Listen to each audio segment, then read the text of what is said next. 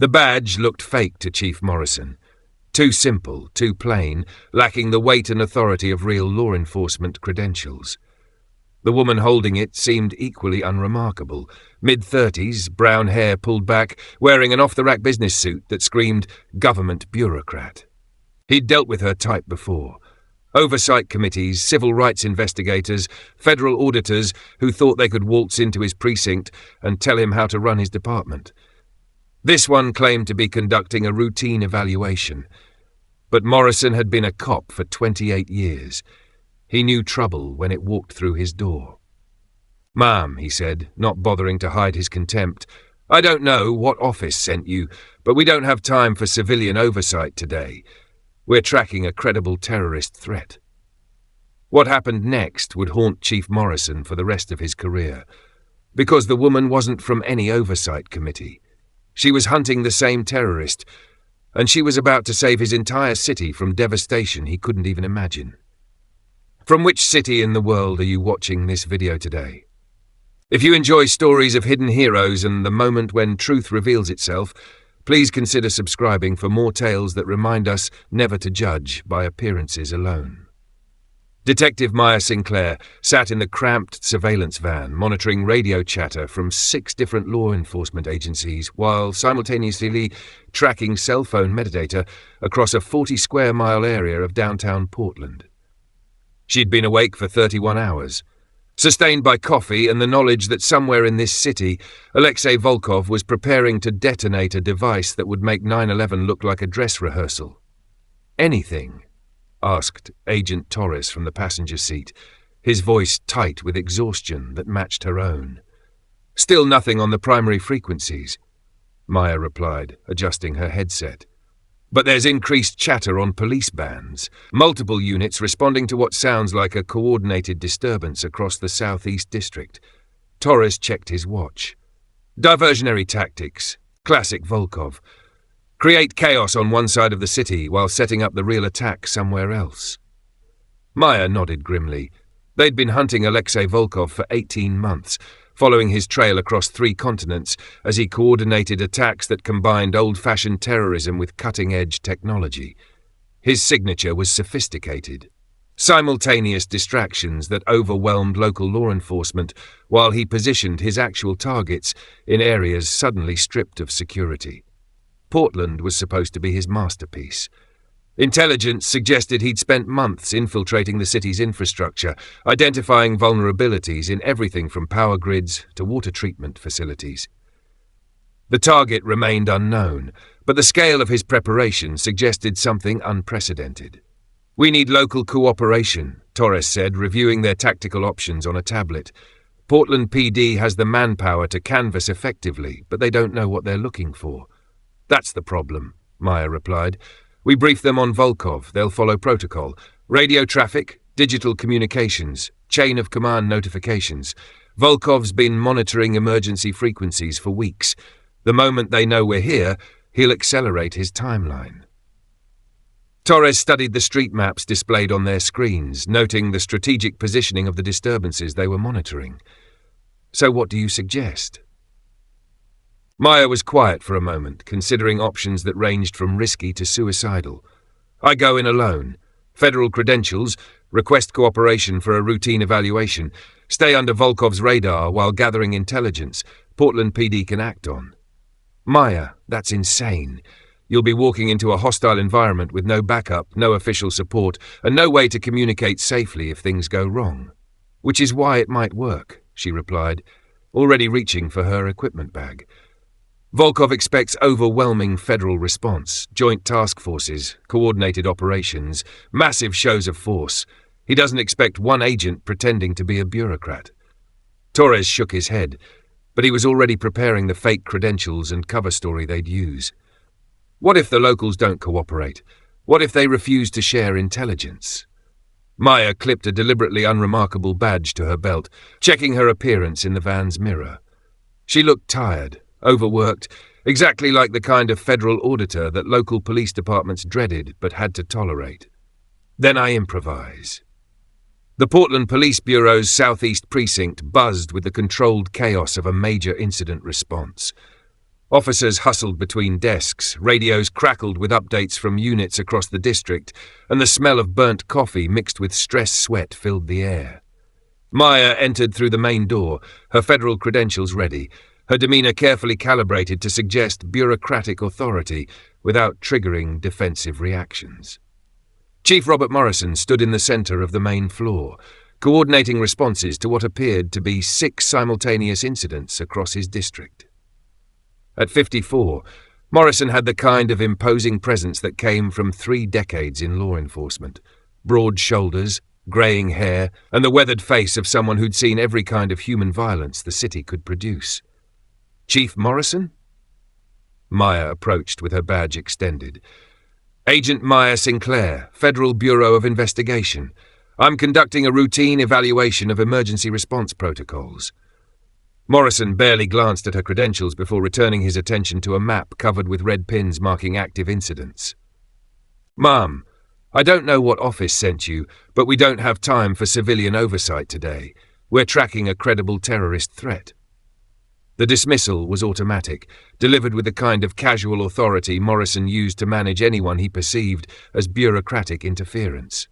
Around them, officers continued their work, but Maya noticed several glancing in their direction with expressions of curiosity and sympathy. Actually, Maya said, keeping her voice level, that's exactly why I'm here.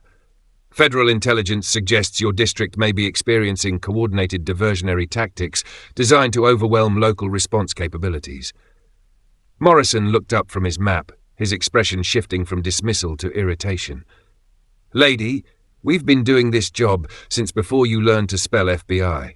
We don't need federal agents telling us how to handle our own city. I'm not here to tell you how to do your job, Maya replied, though she was rapidly reassessing Morrison's competence and willingness to cooperate. I'm here to share intelligence that might help you do it more effectively. Intelligence? Morrison's laugh was sharp and dismissive. You mean theories developed by analysts who've never walked a beat, never dealt with real criminals, never had to make split-second decisions that keep cities safe? Maya felt her patience beginning to fray, but she maintained her professional composure. Chief, with respect, the incidents you're responding to show patterns consistent with diversionary tactics used by international terrorist organizations. The timing, locations, and apparent coordination suggest. Suggest what? Morrison interrupted, his voice rising enough to draw attention from nearby officers. That some terrorist mastermind is running circles around Portland's finest? That we're too stupid to recognize real threats from fake ones? Around them, the precinct had grown quieter as Morrison's voice carried across the room. Officers were no longer pretending not to listen, their attention focused on the confrontation between their chief and the federal agent. Maya realized she was facing a choice between backing down and escalating a confrontation that could compromise her entire mission. Morrison's ego was clearly invested in maintaining authority over his district, and any suggestion that federal intelligence was superior to his local knowledge was being interpreted as a personal attack. Chief Morrison, she said quietly, I'm not questioning your competence or your department's capabilities. I'm offering additional resources and intelligence that might help prevent civilian casualties. Prevent casualties. Morrison stepped closer, his voice dropping to a menacing whisper. Who appointed you guardian angel of Portland? We have protocols, procedures, chain of command structures that have kept this city safe for decades. We don't need some federal bureaucrat with a shiny badge telling us our business. The insult landed exactly as Morrison intended, drawing uncomfortable glances from officers who recognized the inappropriate nature of his response. Maya absorbed it professionally, but she was rapidly recalculating her approach. I understand your position, she said. Perhaps I could observe your response protocols, learn from your experience while documenting federal best practices. Morrison's expression suggested he was enjoying the power dynamic, the ability to dismiss federal authority in front of his subordinates. Ma'am, you're welcome to observe from the public waiting area, but this is an active crime scene, and civilians aren't permitted in operational areas. Civilian. The word hung in the air like an accusation, reducing Maya's years of training and experience to irrelevant bureaucracy. Several officers looked embarrassed by their chief's behaviour, while others seemed to approve of his territorial defence. Maya nodded politely, understanding that further argument would only entrench Morrison's position. "Of course, Chief. I'll wait in the public area." She retreated to the small lobby area separated from the main floor by reinforced glass, her mind already working on alternative approaches. Through the glass, she could see Morrison returning to his coordination efforts, his posture radiating satisfaction at having put the federal agent in her place. What Morrison didn't know was that Maya Sinclair had predicted this exact scenario. Local law enforcement officials, particularly those with decades of experience, often reacted defensively to federal involvement. Their resistance could be managed, worked around, or in extreme cases, overridden entirely. From her position in the lobby, Maya activated surveillance equipment disguised as standard electronic devices, a tablet that monitored radio frequencies, earbuds that enhanced ambient sound, and a phone that mapped digital communications across multiple networks.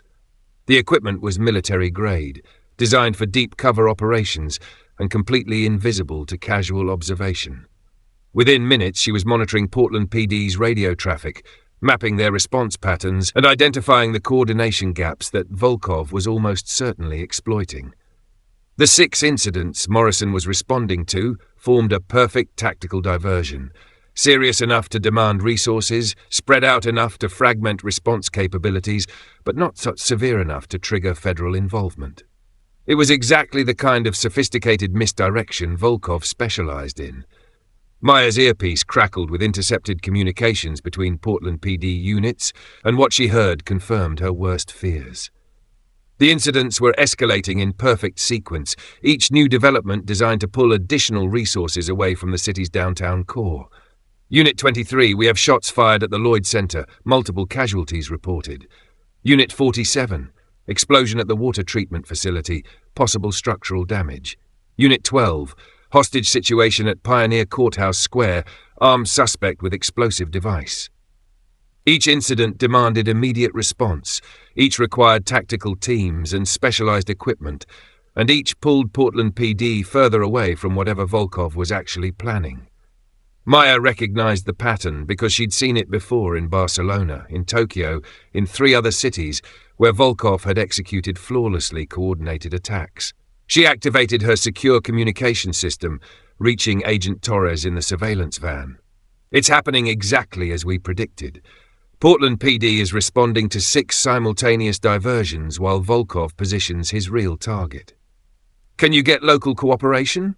Torres asked. Maya glanced through the glass at Chief Morrison, who was now coordinating with what appeared to be SWAT team leaders, his attention completely focused on the incidents his department was responding to. "Negative. Local command is compromised by ego and territorial protection. They're treating federal intelligence as bureaucratic interference." Maya can't handle Volkov alone. His network includes at least 12 operatives, sophisticated equipment, and targeting that could kill thousands of people. "I know," Maya replied, "but I also know that conventional federal response will trigger Volkov's acceleration protocols. We need a different approach." What happened next would later be studied in counter-terrorism training programs as either brilliant improvisation or dangerous recklessness, depending on perspective. Maya left the precinct building and walked 6 blocks to Pioneer Courthouse Square, where Portland PD was responding to the reported hostage situation. What she found there confirmed every suspicion she'd developed about Volkov's methods. The hostage situation was theatre. A man with obvious mental illness, clutching a device that looked explosive but was actually a modified radio transmitter, surrounded by negotiators who didn't realize they were participating in an elaborate performance. The man wasn't dangerous. He was being manipulated by communications from Volkov's network, fed instructions that made him appear threatening, while actually serving as a beacon that drew police resources to exactly where Volkov wanted them. Maya documented the setup quickly, photographing the transmitter device and mapping the positions of responding officers. Then she activated a signal jammer that cut off the external communications controlling the disturbed man's behavior. Within minutes, The hostage situation resolved itself as the man's confusion cleared and he surrendered peacefully to negotiators. But Maya was already moving to the next location, following patterns that were invisible to local law enforcement but obvious to someone trained in Volkov's methods. The water treatment facility explosion was similar theatre, a smoke device that looked catastrophic but caused no actual damage, designed to pull hazmat teams and technical specialists away from downtown Portland. Maya disabled the device remotely, using equipment that neutralized the smoke without alerting anyone monitoring the response. One by one, she systematically dismantled Volkov's diversionary network, moving through the city like a ghost, while Portland PD continued responding to threats that were evaporating before they could be properly assessed. But with each diversion she neutralized, Maya understood that she was running out of time. Volkov would recognize that his diversions were being compromised, and his response would be to accelerate his primary attack before federal forces could coordinate an effective response. She needed local cooperation, and she needed it immediately. Maya returned to the Southeast Precinct to find Chief Morrison in crisis management mode. His carefully coordinated response to 6 major incidents was falling apart as each situation resolved itself with suspicious speed. Officers were returning from calls that had seemed critical, but turned out to be false alarms or minor disturbances.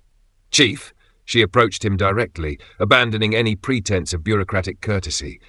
"We need to talk. Now." Morrison looked up from his communications console, his expression mixing confusion with growing suspicion. "Agent Sinclair, I thought you were observing from the public area." "I was investigating the incidents your department has been responding to," Maya replied. "They're not random. They're coordinated diversions designed to strip security from Portland's downtown core while a terrorist cell positions the real attack." "That's impossible," Morrison said, but his voice lacked its earlier conviction.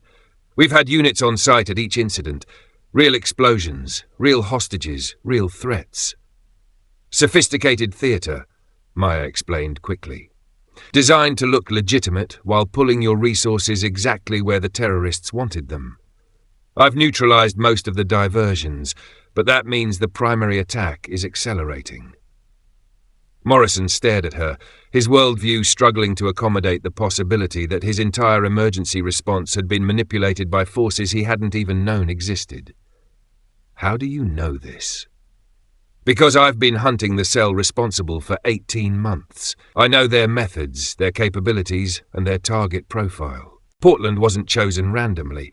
It was selected because your emergency response protocols are exactly sophisticated enough to be exploited, but not advanced enough to recognize the exploitation."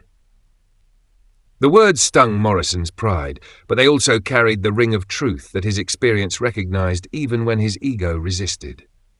"What do you need?" "Complete tactical coordination. Your SWAT teams, your communications networks, your knowledge of the city's infrastructure, and I need it without radio traffic or digital communications that can be monitored." Morrison hesitated, clearly struggling with the idea of placing his department under federal coordination.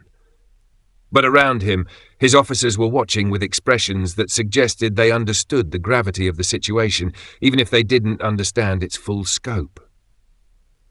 "Sir," said Sergeant Williams, one of Morrison's most experienced officers, "the incidents today haven't felt right, too coordinated, too convenient. Maybe we should listen to what the agent has to say."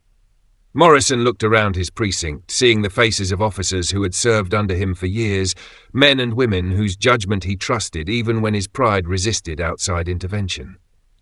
"All right," he said finally. "What exactly are we dealing with?" Maya activated her secure tablet, displaying intelligence that made several officers step back in shock. Photographs of Alexei Volkov, surveillance images from previous attacks, technical specifications for devices that could level city blocks. "Alexei Volkov," she began, "former Russian military intelligence, current freelance terrorist specializing in infrastructure attacks.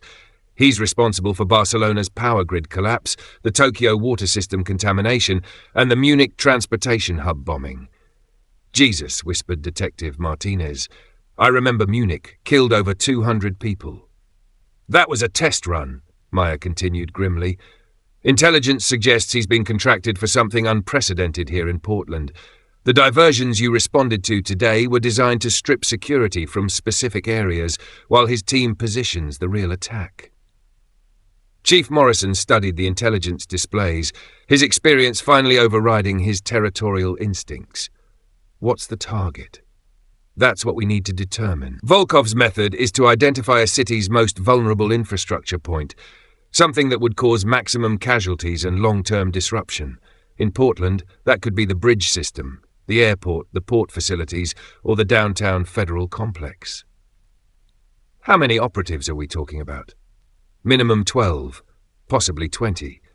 They've been infiltrating the city for months, establishing safe houses, caching equipment, mapping response protocols. Today's diversions were the final intelligence gathering. They needed to see exactly how Portland PD would respond to multiple simultaneous incidents. Sergeant Williams looked up from studying the tactical displays. "Agent, you said you neutralized most of the diversions. How did you do that alone?" Maya met his eyes directly. "Because I've been studying Volkov longer than anyone else in federal law enforcement. I know his patterns, his psychology, his operational preferences. The diversions followed his standard template, sophisticated enough to appear threatening, but ultimately designed to misdirect rather than cause actual damage." Morrison was quiet for a long moment, processing information that challenged every assumption he'd made about the day's events.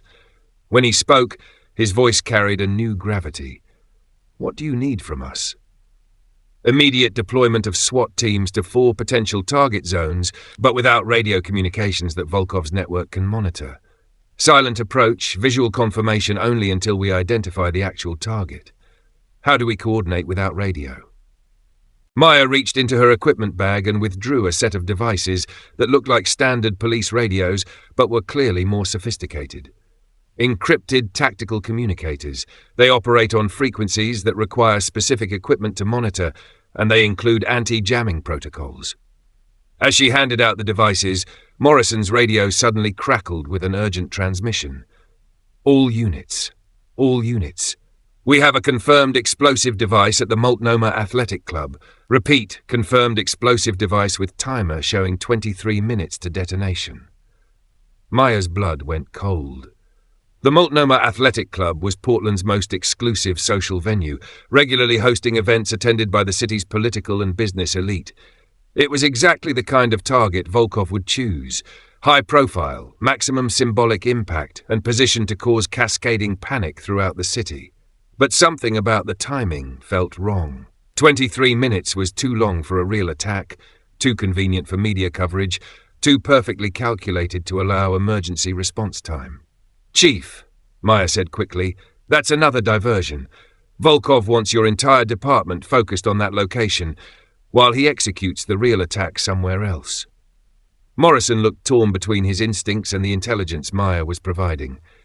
"Agent, if there's even a chance that device is real, I can't ignore it. We have to respond." "Send a minimal team," Maya urged. "Explosive ordnance disposal, basic perimeter security, but keep your primary tactical resources focused on the real targets." Before Morrison could respond, Maya's encrypted communicator buzzed with an incoming transmission from Agent Torres. "Maya, we've got NSA intelligence coming in.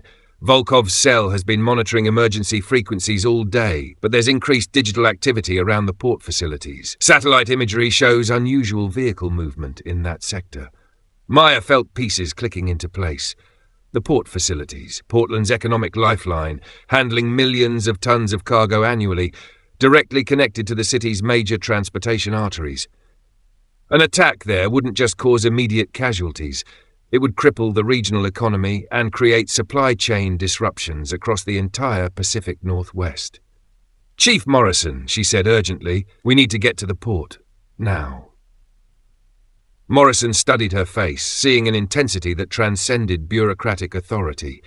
This was a federal agent who had dedicated 18 months to hunting one of the world's most dangerous terrorists, and she was telling him that Portland was about to experience an attack unprecedented in American history.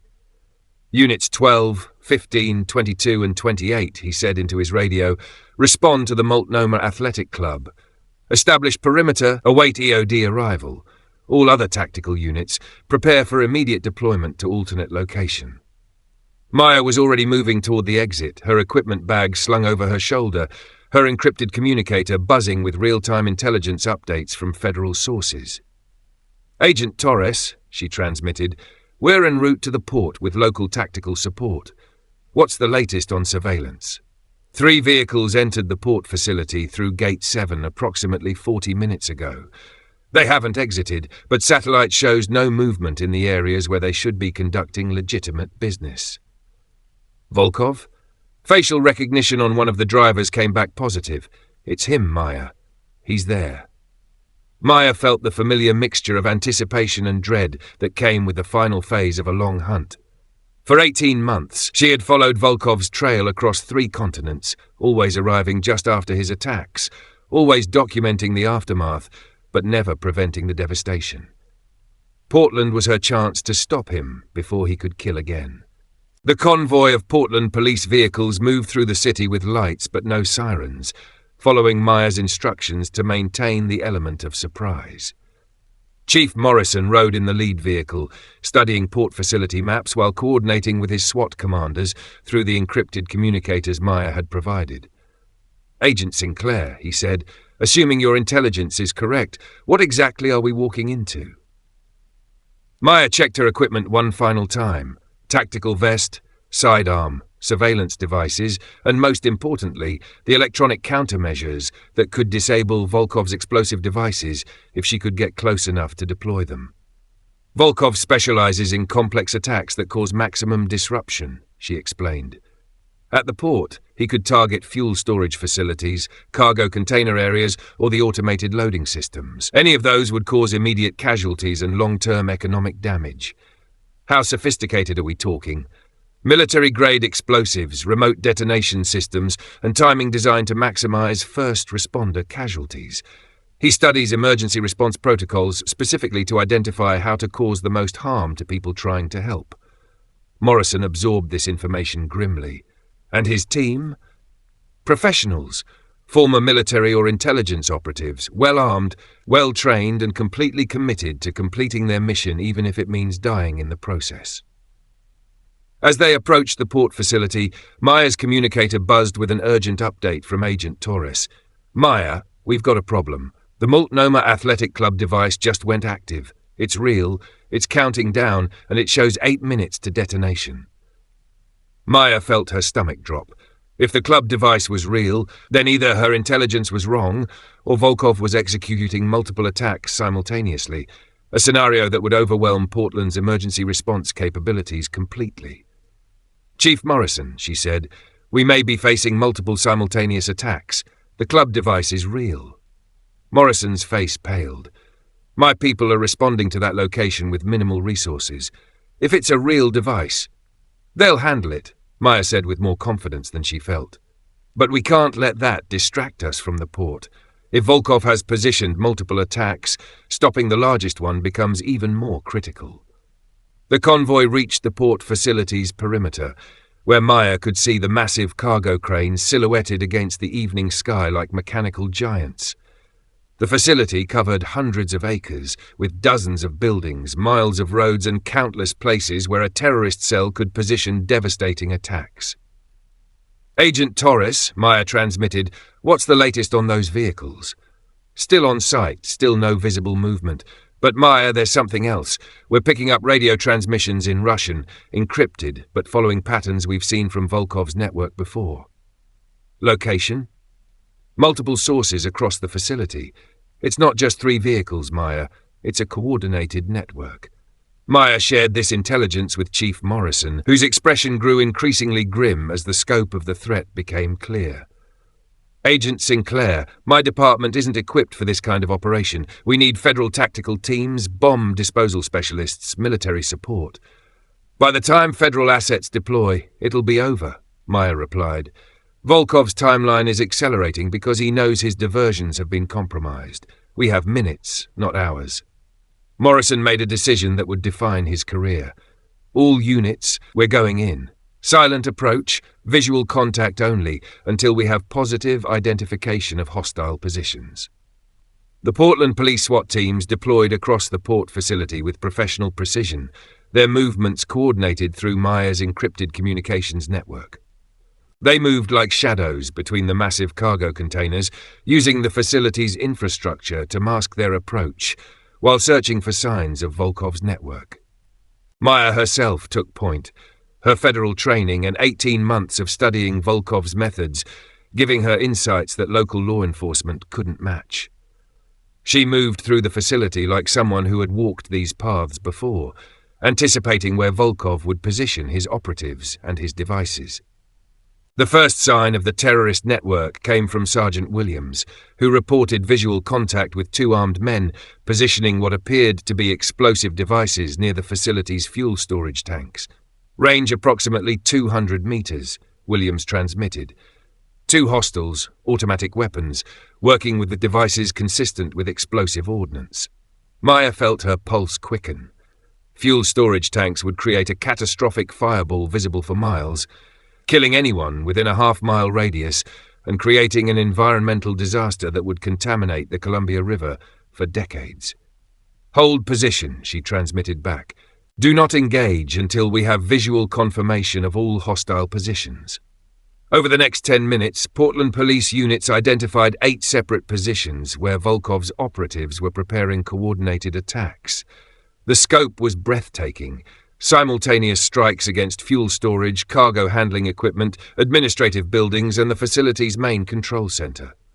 "Agent Torres," Maya transmitted, "I need an immediate assessment. If all these positions detonate simultaneously, what are we looking at for casualties?" The silence that followed lasted long enough for Maya to understand that the answer was worse than anything she'd imagined. "Conservative estimate," Torres finally replied. "Immediate casualties in the thousands. Long-term economic impact in the tens of billions. Environmental contamination that could affect the entire Pacific Northwest." Maya closed her eyes briefly, understanding the full magnitude of what they were facing. This wasn't just terrorism. It was an attack designed to cripple American infrastructure on a scale that would reshape the regional economy. "Chief Morrison," she transmitted, "we need to coordinate simultaneous strikes on all 8 positions. Any delay allows the operatives to communicate and trigger early detonation." "Agent, my people aren't trained for this kind of coordinated assault. We're talking about military-level precision across a facility covering hundreds of acres." Maya made a decision that violated every protocol she'd been trained to follow. "Then I'll go in alone and disable the devices manually." "That's suicide," Morrison replied. "Even if you could reach all 8 positions without being detected, you can't disable sophisticated explosive devices under combat conditions." "I can if I know how they're constructed," Maya replied. "I've studied Volkov's methods for 18 months. His devices follow consistent patterns, use similar components, have predictable vulnerabilities." Before Morrison could object, Maya was moving, using her knowledge of the facility's layout and Volkov's psychology to approach the first target position.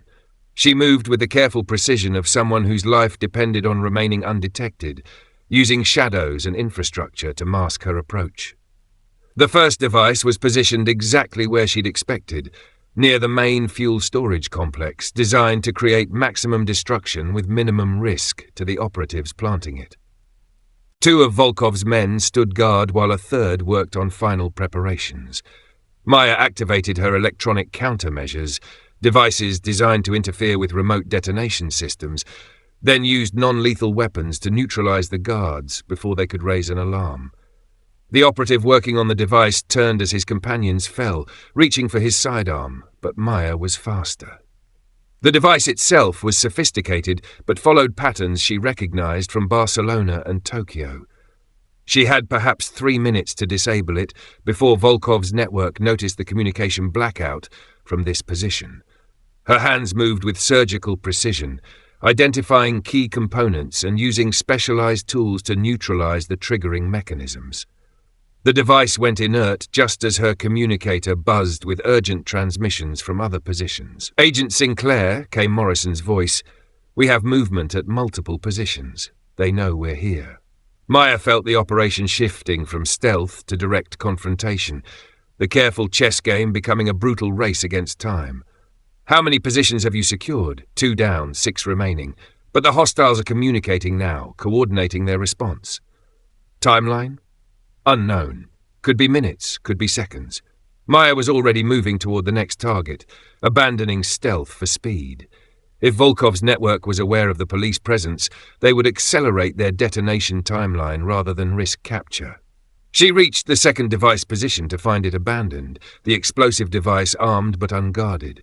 Either the operatives had fled, or they were repositioning for defensive action. Maya disabled the device quickly, but she could hear gunfire erupting from other areas of the facility as Portland police units engaged Volkov's network directly. Her communicator crackled with reports from the ongoing battle. Units 12 and 15 taking fire near the container yard. Device neutralized at position 7, 2 hostiles down. Need medical assistance at the administrative complex, officer wounded. Maya reached the third device to find Alexei Volkov himself making final preparations for detonation. He looked exactly like his intelligence photographs, middle-aged, nondescript, the kind of man who could disappear in any crowd until the moment he chose to kill hundreds of people. "Agent Sinclair," he said without looking up from his work, his English accented but clear. "I wondered when you would finally catch up to me." Maya drew her sidearm, training it on Volkov while scanning for other threats. Step away from the device. Volkov continued his preparations, his hands moving with the calm precision of someone who had done this many times before. "You've been very persistent. Barcelona, Tokyo, now Portland, always arriving just too late to prevent anything, but early enough to document the aftermath." "It ends here," Maya said firmly. "Step away from the device and put your hands where I can see them." Volkov finally looked up, his eyes carrying the flat emptiness of someone who had long ago stopped seeing other people as human beings. "Does it end here? Let me show you something." He activated a device that brought up a display showing the status of all 8 explosive positions across the facility. Maya's heart sank as she saw that 4 positions still showed armed devices, each capable of causing catastrophic damage. "Remote detonation," Volkov explained conversationally. "I can trigger all remaining devices simultaneously, or I can trigger them individually to maximize psychological impact. Your choice." Maya kept her weapon trained on him while rapidly calculating options. If she shot him, the dead man switch might trigger immediate detonation. If she tried to disable his remote detonator, he might trigger the devices before she could stop him. "What do you want?" she asked. "I want you to understand something," Volkov replied. "Your country believes it can police the world, impose its values and systems on everyone else. What you call terrorism, I call education, teaching America what it feels like to be vulnerable. By killing innocent people? By demonstrating that your infrastructure, your security, your entire way of life exists only because no one with sufficient resources has chosen to destroy it, until now." Maya could hear the gunfight continuing across the facility, Portland police units engaging Volkov's network with courage that was keeping the remaining devices from being activated. But she knew time was running out. "You're right about one thing," she said quietly. "I have been studying you for 18 months. Barcelona, Tokyo, Munich. Do you know what I learned?" Volkov's expression showed mild interest. "Enlighten me." "You always build a fail-safe into your detonation systems, a way to abort the mission if capture becomes inevitable. You're too narcissistic to die for any cause, even your own." For the first time, Volkov's composure flickered. "You're bluffing." "Am I?" Maya activated her own electronic device, and Volkov's status display began showing system failures across multiple positions. "I've been disabling your network systematically.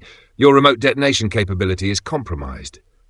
The lie was perfect because it contained just enough truth to be believable. Maya had disabled 3 devices manually, and Portland police had secured 2 others. Volkov's network was indeed compromised, just not in the way she was suggesting. Volkov stared at his malfunctioning display, his carefully controlled operation falling apart before his eyes. "Impossible. My systems are vulnerable to someone who studied them for 18 months, Maya finished. "Step away from the device, Alexei. It's over." In the silence that followed, Maya could hear her encrypted communicator buzzing with updates from Chief Morrison. 4 positions secured, devices neutralized, 2 positions remaining. Volkov heard it too, understanding that his masterpiece was being systematically dismantled by local law enforcement officers he'd considered beneath his notice. "You think this ends anything?" he asked bitterly. "I'm one operative in a network that spans continents. Stopping me here doesn't stop what's coming." "Maybe not," Maya agreed, "but it stops what's happening here today to these people, and sometimes that's enough." She activated her final countermeasure, a device that sent shutdown signals across the frequency range Volkov's detonators operated on. It was a desperate gamble that could have triggered the explosives instead of disabling them, but Maya's study of his methods suggested his failsafes would default to abort rather than detonate. The gamble paid off. Across the facility, the remaining devices went inert as their triggering mechanisms shut down automatically. Volkov's grand attack had been reduced to an expensive collection of inert explosives. "Alexei Volkov," Maya said formally, "you're under arrest for terrorism, conspiracy to commit mass murder, and about 40 other federal charges I'll think of while we're processing you." As Portland police units converged on their position, Maya finally allowed herself to acknowledge what they'd just prevented. Thousands of lives saved, billions in infrastructure protected, an entire regional economy preserved from devastation that would have taken decades to recover from. But perhaps more importantly, they demonstrated that terrorism could be defeated by competent law enforcement working together, sharing intelligence, and refusing to let jurisdictional pride interfere with public safety. Chief Morrison arrived as Maya was securing the final device, his expression mixing relief with something that might have been respect. "Agent Sinclair," he said formally, "I owe you an apology, and a debt of gratitude Portland will never be able to repay. Just doing my job, Chief, same as you." Morrison looked around the port facility, seeing the evidence of the catastrophe they'd just prevented. "Agent, when you walked into my precinct this morning, I treated you like a bureaucrat who didn't understand real police work," Maya finished. "I know, and from your perspective, that's exactly what I looked like." How do you do it? Maintain that kind of cover while working on something this important? Maya considered the question as she watched Portland police officers securing evidence and processing members of Volkov's network. Sometimes the most important work happens when nobody recognizes how important it is. The badge doesn't make the agent chief. The work does. As federal reinforcements arrived to take custody of Volkov and his network, Maya found herself reflecting on the day's events. Her cover had worked perfectly until the moment she chose to abandon it. Chief Morrison's territorial defense had nearly compromised the entire operation, but his officers' professionalism had saved thousands of lives. Most importantly, they demonstrated that terrorism could be defeated not through overwhelming force or massive federal responses, but through intelligence, cooperation, and the willingness of dedicated professionals to set aside ego in service of public safety. 6 months later, Maya Sinclair testified before a closed session of the Senate Intelligence Committee, describing the Portland operation and its implications for domestic counterterrorism strategy. Her recommendations led to new protocols for federal-local cooperation, enhanced intelligence sharing systems, and training programs that helped local law enforcement recognize and respond to sophisticated terrorist threats. Chief Morrison also testified, describing his initial resistance to federal involvement and the lessons learned from nearly allowing that resistance to compromise public safety. His honest assessment of his own mistakes led to new training programs for law enforcement executives, focusing on the importance of interagency cooperation over jurisdictional pride. But perhaps the most significant outcome was the quiet revolution in how undercover federal agents operated at the local level. Maya's success in Portland led to the deployment of agents in police departments, fire services, and emergency management agencies across the country. Men and women whose unremarkable appearances and bureaucratic credentials masked some of the nation's most sophisticated counter-terrorism capabilities. The program remained classified, its existence known only to the highest levels of federal law enforcement. But across the country, Terrorists and other threats found their operations unexpectedly vulnerable to detection by officials they'd assumed were irrelevant to their activities. In Portland, Chief Morrison kept Maya's business card in his desk drawer as a reminder never to judge federal agents by their badges, their credentials, or their apparent authority. Real power, he'd learned, often carried itself quietly until the moment it was needed most. The Southeast Precinct installed a small plaque in the lobby where Maya had waited during those crucial first hours, visible only to those who knew to look for it. Excellence in service recognizes no uniform. And somewhere in the federal system, Agent Maya Sinclair continued her work, moving through America's law enforcement community like a ghost, her unremarkable appearance and bureaucratic manner masking capabilities that could save cities from devastation. The next time a federal agent with a simple badge walked into a police station claiming to conduct a routine evaluation, chiefs across the country would remember Portland and listen carefully to what that agent had to say.